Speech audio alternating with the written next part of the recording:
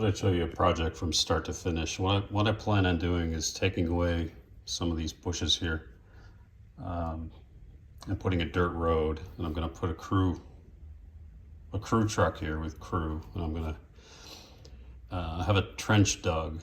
And the reason for that is they're working on, oftentimes you see along yards, so these two tracks are the interchange tracks.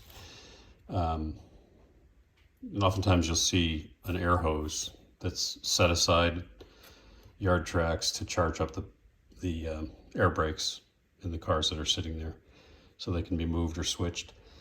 Then they'll go underground and go to an air compressor at some point. So I'm going to put a dirt road here with a crew truck, and they're going to be digging a trench to the air hose. I'll have the air hose running out toward the track, and then there'll be a hole here where it's dug in. And then what I'll do back at the yard, or the yard house, is I'm going to make a compressor, an air compressor. And in theory, that air compressor will have a line that's buried that goes out to that site where the crew is going to be working.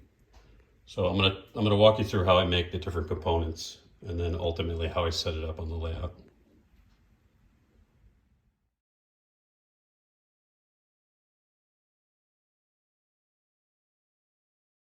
So there's a lot of ways you can do this. You can just get online and buy an HO scale air compressor. But when you start getting into these kits and kit bashing, you end up with so many extra parts. This is from the diesel fueling station.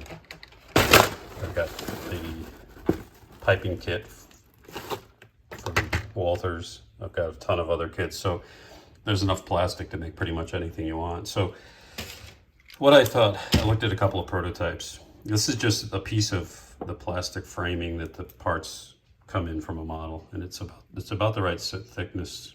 The end is rounded somewhat to represent a tank. It's too tall, obviously, but I'll cut it down, and then I'll file the top to have a dome shape and the bottom to have a dome shape.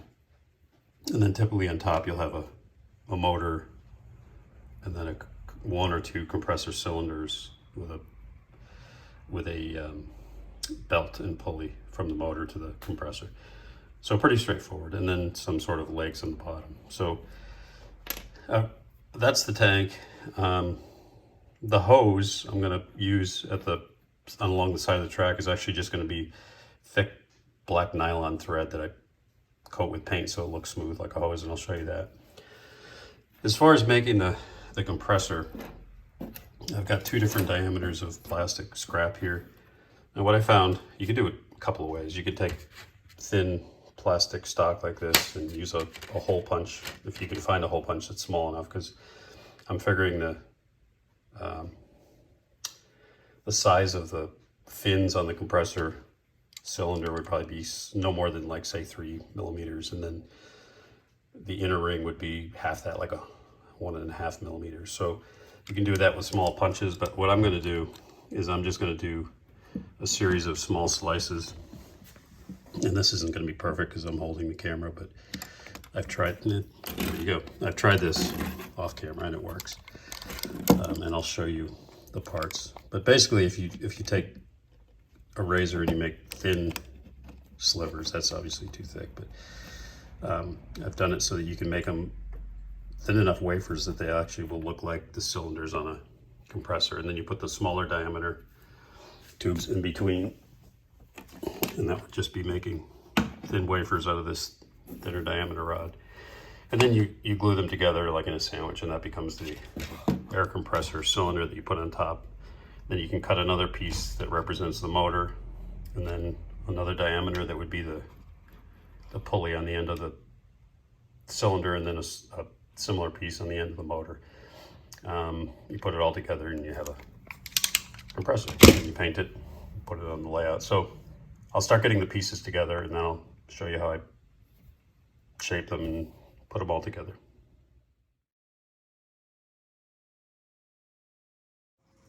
So here are all the little plastic parts that I cut from the plastic tubes. This is what they look like when they're sanded. So basically you have to take them, this is like 320 grit, wet dry. And I just kind of drag them back and forth on both sides so that they're flat and about the same thickness as each other. So you do the bigger ones and then these smaller bits that will go in between the bigger ones, and you just stack them up. And I use this plastic cement to put them together. You got to be careful so that so the sides don't stick together, and just the pieces in between stick together, and then it'll end up looking like a cylinder, basically, a compression cylinder. And then I'll show you how that gets put on the top of the tank once that's all shaped. There's the compressor head. You can see I just need to shape it up a little bit, but you can see how I put the larger diameter stacked on top of the smaller diameter. So basically it looks like the fins on a compressor head.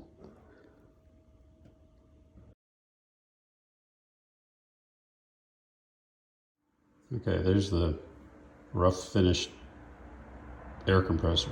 You can see the cylinder head up there sitting on a crankshaft, and then there's a motor, the gray piece to the left. Each has a pulley, and then there's a belt protector, which is made out of just thin plastic stock, styrene. There's the tank shaped.